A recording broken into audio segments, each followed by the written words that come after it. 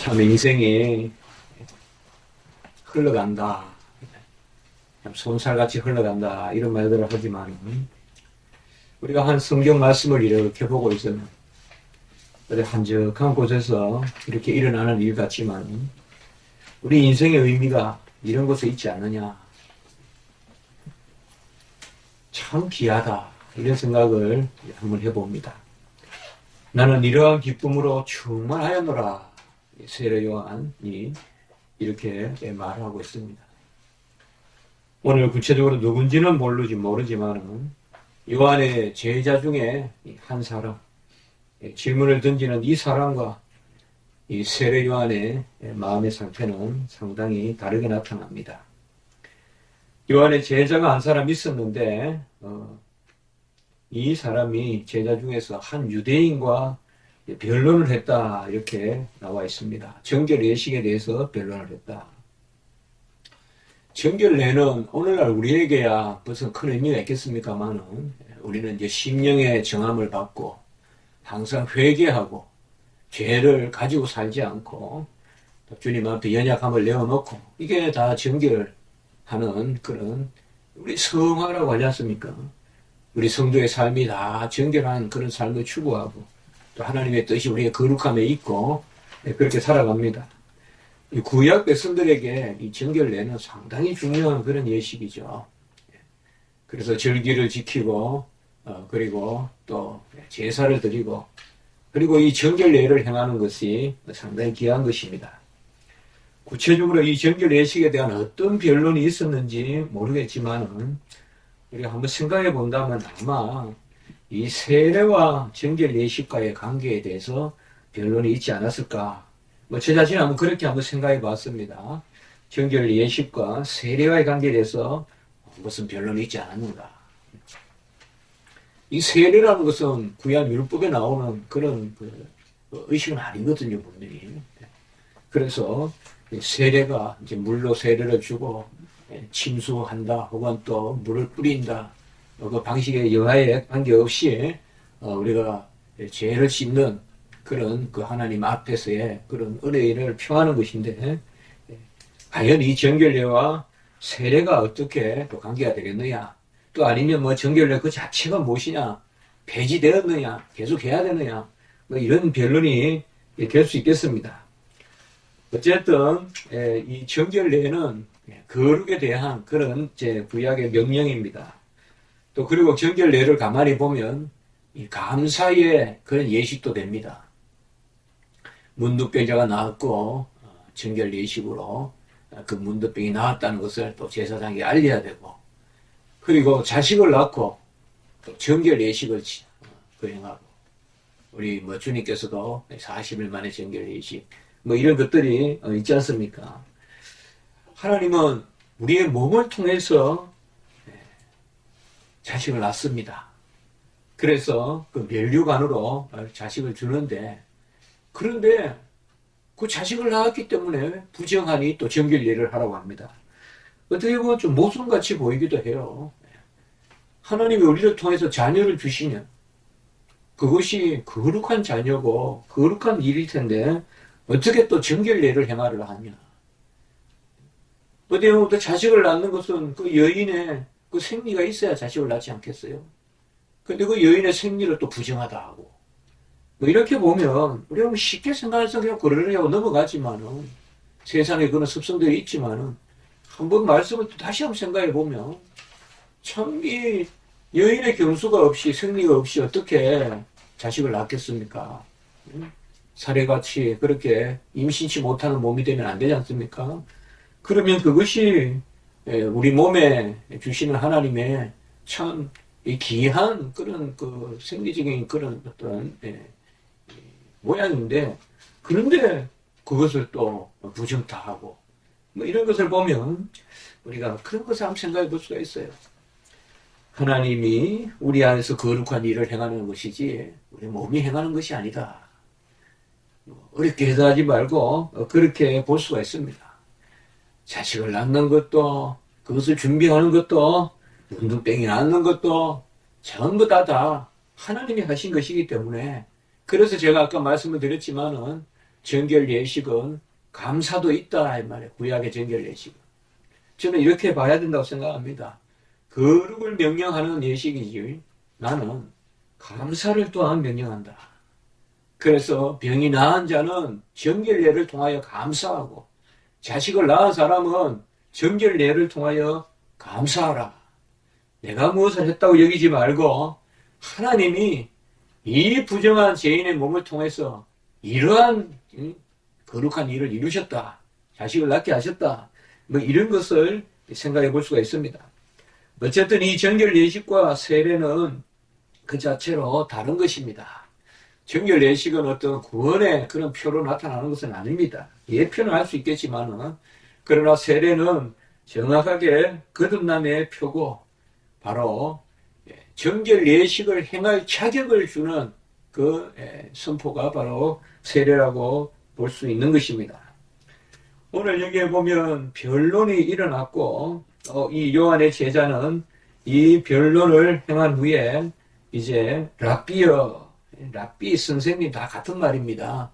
랍비는 호칭이라고 보면 되겠고 우리가 부르는 호칭과 또 그렇게 한 직책인데 다 같은 말입니다. 26절에 보면 랍비여, 세례 요한을 랍비라고 부르면서 예수님이 베푸는 그 세례와 또 세례 요한이 베푸는 그 세례가 지금 있는데 다 저쪽으로 많은 사람들이 갑니다. 또 이렇게 이야기하고 있습니다.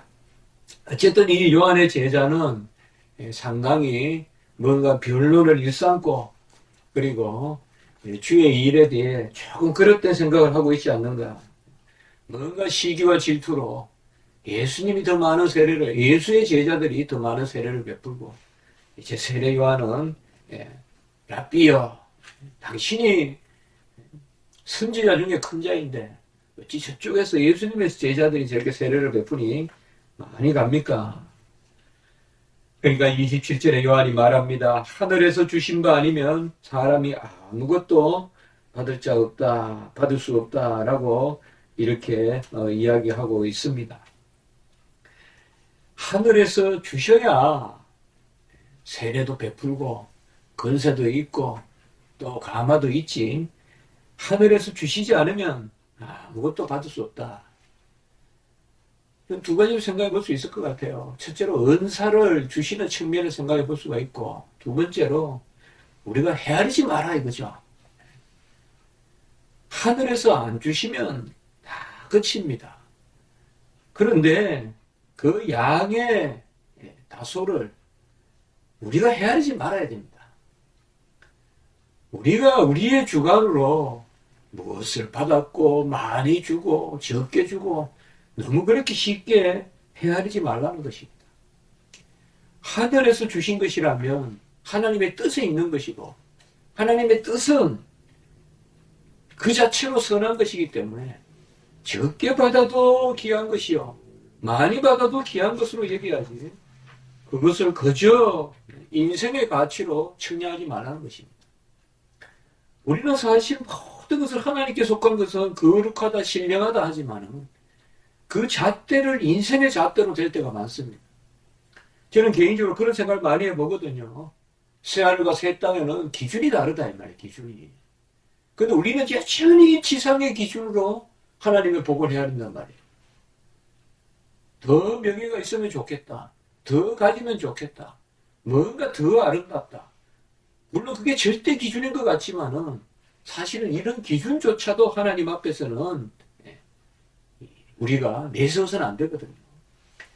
하늘에서 주시지 않으면 소명도 없고 하늘에서 주시지 않으면 은사도 없고 하늘에서 주시지 않으면 상급도 없습니다. 소명도 하나님이 주시는 것이요 은사도 하나님이 주시는 것이요 상급도 하나님이 주시는 것입니다. 그러므로 헤아려서 다투고 변론할 것이 아니라 그 일을 즐거워하는 것 이것이야말로 주의 종들이 누리는 아주 평강이요 기쁨이라 생각합니다. 그러나 이것을 잘못 해석해서 그저 내가 좀 더 나태해도 되겠지 그건 아니죠. 열심히 힘써 수고를 다 하는 가운데서도 지난 주일날 우리가 봤지만은 내 안에서 역사하시는 자의 그 수고를 쫓아서 내 안에서 역사하시는 분의 그 역사를 쫓아서 우리가 힘을 다해 수고하노라. 내 안에서 역사하시는 분이 하나님이시지만 나는 수고하노라. 그렇게 골로새서 지번에 1장 28절이었습니까? 나왔지 않습니까? 지난 주간에. 힘써 수고하지만은, 그러나 그 가운데서도 우리가 좌절하지 아니하고 절망하지 아니하고. 저는 어쨌든 이런 기쁨을 하나님께서 요새 좀 느끼게 하신 것 같아요. 그러니까 교회를 개척했다는 것이, 신학교 교수가 교회를 개척했다는 것이 무슨 의미일까? 저는 참 얻은 게 많다. 이미 내 잔이 넘친다. 그런 생각을 할 때가 있습니다. 제가 이 일을 하지 않았다면 전혀 깨달을 수 없는 부분들이 바로 이런 겁니다. 한 영혼이 천하보다 귀하고 한 영혼이라도 전도하면 정말 한 영혼이 우리가 교회를 설립하고 예배를 드리는 순간 그 믿음을 주시던 하나님. 이런 것도 다 소명이고 은사 아니겠어요? 하나님 우리에게 주셨기 때문에 한 영혼을 천하보다 귀하게 여기고 바로 그런 것입니다. 하늘에서 주신 거 아니면 사람이 아무것도 받을 수 없느니라. 아까 말씀드렸듯이 하늘에서 주시면 받고 안 주시면 안 받는다는 이 측면이 있고, 두 번째는 그저 내가 기뻐하고 감사하고 하나님이 나에게 주신 만큼 그것이 가장 나로서는 충만하다는 것을 느끼고, 이것이 바로 세례 요한의 심령입니다. 나는 그리스도가 아니요 그의 앞에 보내심을 받은 자다. 28절에 그렇게 말하고 있죠. 내 제자 너희들은 세례 요한이 크다고 하지 말고 예수님이 크고 세례 요한은 적다고 증거하고 다니라 이 말이에요. 얼마나 큰 믿음입니까 이 세례 요한이. 그의 앞에 보내심을 받은 자라고 한 것을 증언할 자가 바로 너희다. 지금 다투고 변론할 것이 아니라 사실 바리새인들, 서기관들 전부 다 그들의 마음속에 있는 속성이 뭐예요? 종교적 시기 질투 아니에요. 종교적 시기와 질투잖아요. 그렇게 기다리던 메시아가 오셨는데 메시아를 놓고 시기하고 질투하고 있잖아요. 우리는 간혹 보면 하나님의 은혜에 대적하려고 한단 말이에요. 하나님과 다투려고 한단 말이에요. 하나님보다 낫고자 한단 말이에요. 하나님의 승리를 넘어서고자 하고. 그러나 세례요한은 너희들 할 일이 뭐냐? 내가 큰 자라고 자랑할 것이 아니라 나는 그의 앞에 보내심을 받은, 이게 사도란 뜻 아니에요. 나는 그저 세례요한은 보내심을 받은 자다. 세례요한은 이제 이 자신의 겸손을 계속 요한복음에서 드러냅니다. 우리가 이미 새벽을 통하여 계속 살폈지만 1장 8절에 보면 그는 참빛이요 나는 그를 증언하러 온 자다. 그래서 광야에서 외치는 자의 소리로 왔다라고 1장 23절에 이야기했고요. 두 번째는 나는 그의 신발끈을 풀기도 감당치 못한다 라고 요한복음 1장 27절에 또 증언했고요. 세 번째는 나보다 앞선 자가 나보다 먼저 계신다라고 요한복음 1장 30절에 증언했습니다. 계속 세례 요한은 낮아졌다. 정말 큰 자요, 많은 사람들을 유익하게 하고 세례를 베풀던 이 세례 요한은 자기 자신을 드러낸 것이 아니라 자기 자신을 낮춘 모습을 볼 수가 있습니다. 이것을 비유하여 29절에 보면 신부를 취하는 자는 신랑이나 신랑의 음성을 듣는 친구가 기뻐하나니, 아주 적절한 비유를 들어서 신부를 바로 성도들을 신부로 치고 신랑을 예수로, 그리고 신랑의 친구를 세례요한으로 표현하고 있습니다. 혼인행식은 신랑의 신부를 취하는 것이지 신랑의 친구가 신부를 취하는 것이 아니다. 신랑의 친구는 그 신랑을 축하하러 온 것이다. 칼빈의 주석에 보면 그렇게 나와 있습니다. 신랑의 친구가 초청받은 것은 신랑이 신부를 맞이하는 것을 축하하라고 한 것이지 신랑 대신에 신부를 맞이하라고 신랑 친구를 초청한 것이 아니다. 바로 진정한 신랑은 누구입니까? 어떻게 보면 신랑 친구는 그 신랑의 기쁨을 통하여서 신부의 마음을 헤아리고 그 신랑이 신부를 맞이하는 그 예식에서 그런 기쁨을 누리는 거예요. 그래서 29절에 보면 나는 이러한 기쁨으로 충만하였노라. 어떻습니까? 우리 결혼식에 가서 내 친구가 결혼하는 게 정말 기쁩니까? 난 간혹 이런 심령이 좀 돼봤으면 하는 마음이 있어요. 제 친구 중에 보면 꼭 이런 친구가 있어요. 고등학교 때도 그렇고 중학교 때도 그렇고 그런 친구들이 다 잘 살아요.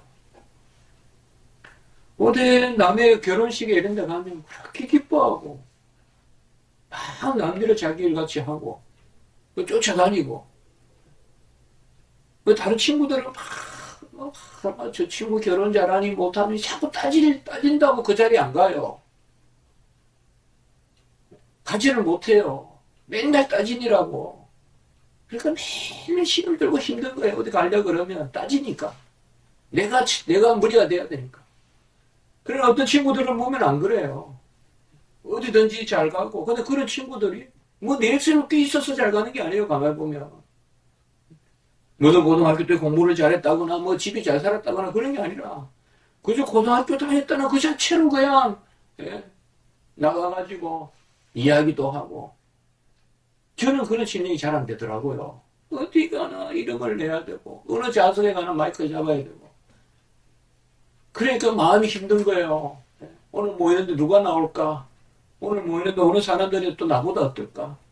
뭐 그 사람들은 잘 됐는데 나는 이 모습으로 가면 뭐하냐? 뭐 이런 거죠. 정말 이런 기쁨이 참 있으면 얼마나 좋겠어요. 이런 기쁨을 우리가 가져야 되죠.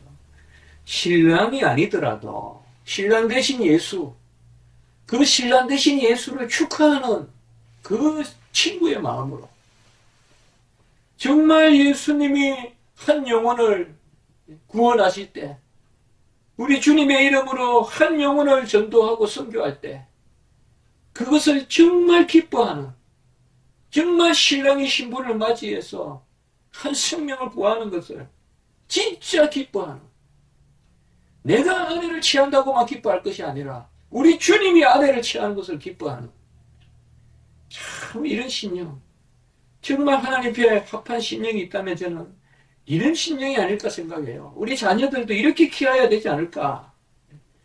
어디 가나 못하고 툭툭 튀어나와서 지가 1등 해야지 마음에 차고 성이 차고 그런 게 아니라 항상 보면 오히려 남을 높이면서 기뻐하면서 사는 사람들 있잖아요.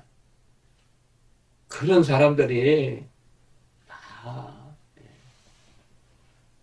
제가 오늘 아침에 일어나서 그 생각을 한번 해봤어요. 오늘 아침에 이런 말씀도 제가 생각해 보면서 저 친구들도 한번 생각해 보면서 우리 장례식 때는 모처럼 아버지 장례식 때는 고등학교 친구들이에요. 그 친구들. 근데 세 사람은 고대를 나왔고 한 사람은 전혀 전문대에 나오다가 뭐 이렇게 했어요. 그러나 그 친구는 다 친하게 지내요. 그런 것도 한번 생각해 봤어요. 가만히 생각해 보니까 정말 모처럼 몇십 년 만에 고대 출신들이 거기 앉아가지고 제 동기들이 아버지 장례라고 이렇게 서로 대화를 하고 있었어요. 우리의 심령이 다 통합니다. 평소에 내 마음이 영적인 일에도 가요. 평소에 내가 이런 마음을 가져야 돼요. 겸손한 마음. 어디 가나 한 자리 차지해서 그 좌석을 빛내주는 사람. 꼭 앞에 앉아가지고 사회하고 순서를 안 맞더라도 구석에 한 자리를 꼭 지켜줘서 그 자리를 빛내는 사람. 바로 세례 요한은 천국 잔치의 전령이었어요. 고린도후서 11장 2절에 보면 사도 바울은 정결한 처녀로 한 남편인 그리스도께 드리려고 중매함이라 이렇게 자기의 사역을 이야기했어요. 정결한 처녀로 한 남편이 그리스도께 드리려고 중매하는 일을 한다. 여기에서 기쁨을 누리는 거예요. 이게 참주의 종들이에요.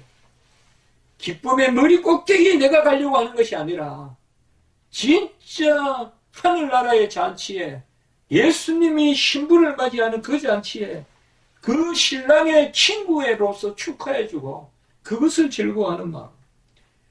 나는 이러한 기쁨으로 충만하였다. 29절에 이렇게 말하고 있어요.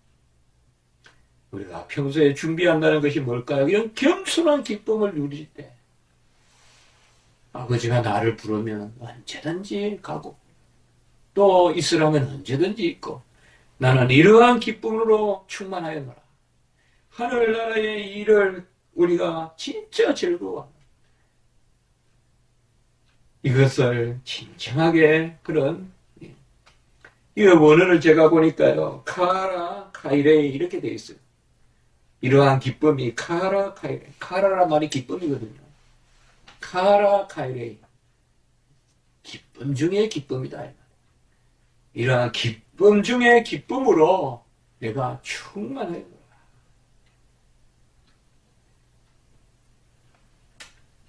세례 안에 이런 기쁨 우리가 다 누리면 좋겠습니다. 이러한 기쁨으로 충만하였노라. 한 영혼을 영접하는 그 천국의 혼인잔치에 우리가 중매쟁이가 되고 사도 바울과 같이 또 신랑의 들러리가 되고 이것이 바로 카라카이레이 기쁨 중의 기쁨이다. 세례 요한의 심령이 뭡니까? 그는 흥하여야 하겠고 나는 쇠하여야 하리라. 흥할 준비하지 마시고 쇠할 준비하는 우리가 됐으면 좋겠습니다. 항상 예수 오실 것을 준비해라. 우리가 그런 말씀을 듣는데 예수를 오실 것을 준비하는 사람은 흥할 생각하지 말고 쇠할 생각해. 날마다 쇠가야 그게 예수 만날 준비하는 거예요. 세상이 좋아서 이곳을 도무지 떠날 수 없고